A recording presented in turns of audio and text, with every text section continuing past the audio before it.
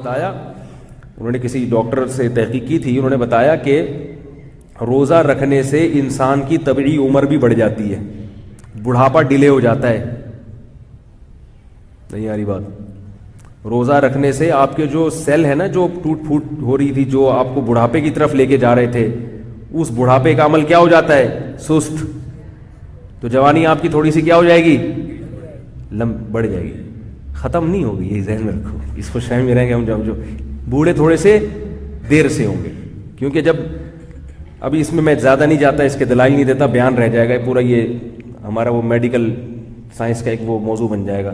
تو روزہ رکھنا بہرحال صحت کے لیے, اور گرمیوں کے روزے تو مال غنیمت ہے. کیا خیال ہے؟ تو روزہ رکھنے سے جب کمزوری ہوتی ہے, جب آپ روزے پہ روزے رکھتے ہی چلے جائیں اور کبھی ناغہ ہی نہ کریں, تو ایسا تو نہیں کرتا نا کوئی بھی, رکھیں پھر ناغہ بھی کریں. پھر جب آپ کھائیں گے تو پہلے سے زیادہ اچھے ہو جائیں گے, پھر ناغہ شروع کر دیں, پھر رکھنا شروع کر دیں, فٹ فاٹ رہیں گے, صحت اچھی رہے گی, بیماریوں سے دور رہیں گے. اور روزے میں ایکسرسائز بھی کیا کریں. اب آپ کہیں گے کس قسم کی باتیں کر رہا ہے یار یہ. روزے میں جب آپ اگر سارا دن آفس ورک کرتے ہیں, ایئر کنڈیشن میں بیٹھے رہتے ہیں, تو عصر کے بعد یا مغرب سے پہلے تھوڑی دیر ایکسرسائز کیا کریں. لوگ یہ سمجھتے ہیں ہم نے تو سارا دن کچھ نہیں کھایا تو ایسا نہ ہو ایکسرسائز میں مر جائیں. کچھ بھی نہیں مر, جتنا اپنے آپ کو عادی بناؤ گے نا, یہ جسم بڑی ڈھیٹ چیز ہے, آپ کو بتا دوں میں, اس کو جس محنت کا عادی بنا دو یہ بن جاتا ہے. دیکھو ایک باڈی بلڈر 100 kg وزن اٹھاتا ہے, ہم تصور کر سکتے ہیں کہ ہم 100 کلو وزن اٹھائیں, لیکن وہ اٹھا لیتا ہے. کیوں؟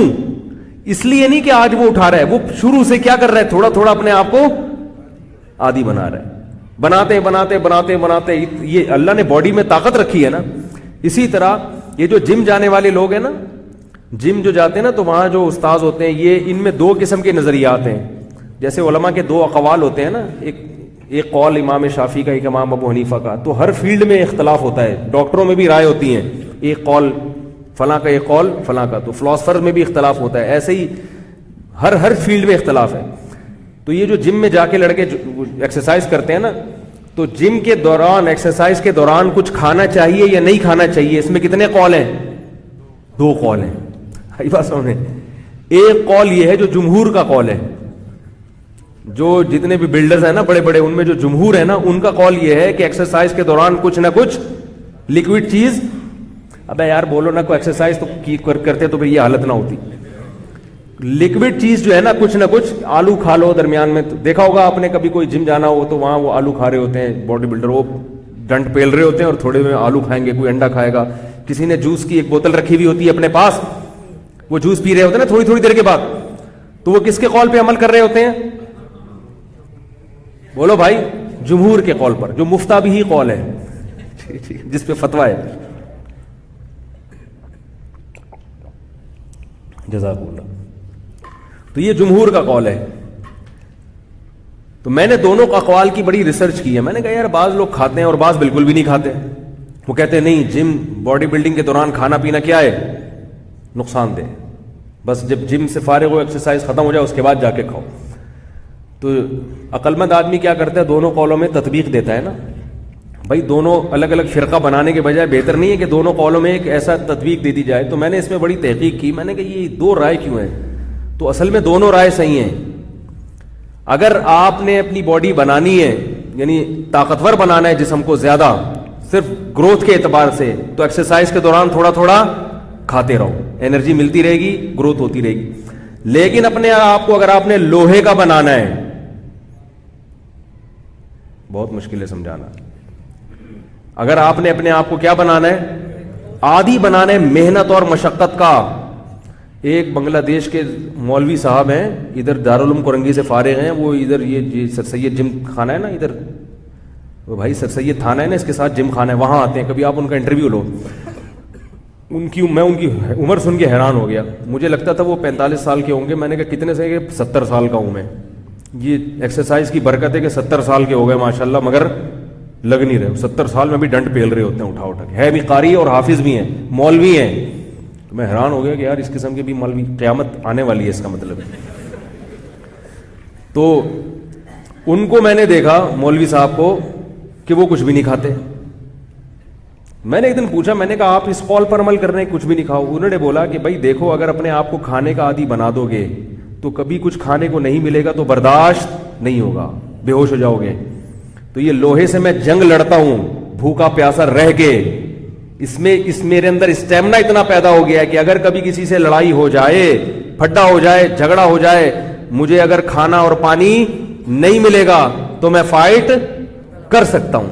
تو میں نے کہا یہ جمہور کا قول اگرچہ نہیں ہے, لیکن میری رائے میں یہ قول کیا ہے, مفتہ بھی قول, میرا فتویٰ کس پر ہے, اس قول پر ہے. اس سے اسٹیمنا کیا ہوتا ہے, ہر جگہ تھوڑی آپ, اب جو آدمی اپنے آپ کو ایکسرسائز کے دوران عادی بنا دے گا تو چسکے لیتا رہے گا اس کے گلوکوز, کہیں میرا پسینہ بہت نکل گیا تو 2 چمچے گلوکوز کے ریکوری ہو, تو وہ پھر لڑائی کے دوران بھی کیا کرے گا, کہیں جھگڑا ہو رہا ہے, یار گلوکوز کی بوتل لے کر آ جلدی سے, ایک مکہ مارنا ہے اس کا, جلدی سے ایک گلوکوز بوتل لے کر آ یار, بوتل لے کر, چینی کھلا جلدی سے, اس کو مکہ لگانا ہے میں نے. تو ایسے لوگ کیا کرتے ہیں کہ اب آپ دیکھ رہے نا, ہم بچپن میں یہ جو کراچی میں بھی 2 سال پہلے گرمی کا ایک زوردار دھچکا لگا تھا, کتنی جنازے اٹھے ہیں. یہ دھچکے پہلی دفعہ نہیں لگے ہیں, ہم دیکھتے تھے ہمارے بچپن میں بھی ایسی گرمیوں کے لہر آتی تھی, کوئی بھی نہیں مرتا تھا. اب کیا ہے کہ لوگ اتنے عیش و عشرت کے عادی ہو گئے ہیں, گرمی برداشت ہی نہیں ہوتی ہے, ذرا 24 گھنٹے ایئر کنڈیشن میں بیٹھے ہوئے ہیں, ذرا سی پسینہ نکلا. ہمارے ہاں لندن سے کچھ مہمان آئے تھے, تو گرمی میں ذرا سی گرمی ہوتی فوراً وہ ORS پانی میں ڈال کے پی رہے ہیں.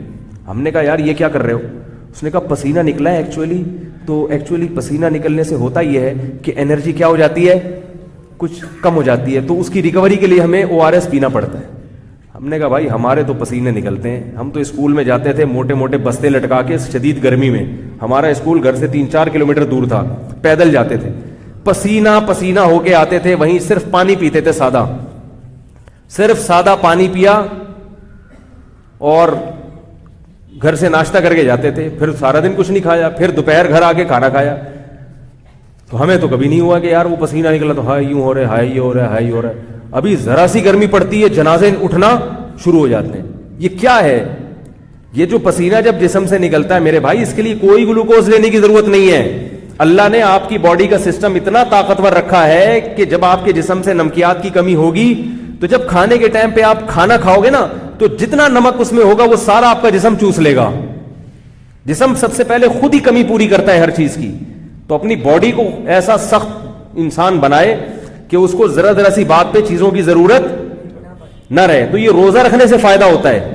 روزہ رکھ کے جب آپ کو بھوک اور پیاس لگے گی, آپ کی باڈی بھوک اور پیاس یعنی کھانا مانگے گی, پانی مانگے گی, مگر آپ اس کو نہ کھانا دو گے نہ پانی دو گے, تو جسم مرے گا نہیں, بلکہ وہ اپنے آپ کو اسی حساب سے ایڈجسٹ کرنا شروع کر دے گا, وہ عادی ہو جائے گا. میں نے طب کی کتابوں میں پڑھا ہے, قدیم حکیموں کی کتابوں میں, عربی کتاب جو ہے اس میں لکھا ہے صوفیہ کرام پہلے لوگوں کو منع کرتے تھے بہت زیادہ پانی مت پیو, اس لیے کہ اس سے نیند زیادہ آتی ہے, عبادت میں خلل ہوتا ہے.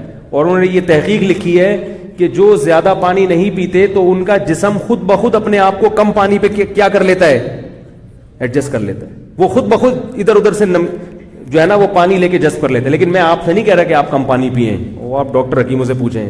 یہ تو ایک ایسی رپورٹ پیش کی ہے کہ ایسا پتھری وتری ہو گئی میرے گلے پڑ جائے گا. تو اللہ تعالیٰ نے روزے میں کیا برکت رکھی ہے کہ آپ کی باڈی اسی حساب سے عادی ہو جاتی ہے. اور اگر نہیں رکھے روزے آپ نے, کھاتے رہو, پھر کسی دن ایک دن کبھی ناغا ہو گیا تو مر جاؤ گے. آج ہمارے ابا کا صبح ایک پراٹھا رہ گیا تھا, اس وجہ سے وہ اس دنیا سے ہمیشہ 2 کا معمول تھا. دسترخوان پہ جب انہوں نے ایک دیکھا, اسی سے کیا ہو گیا اسی سے دنیا سے چلے.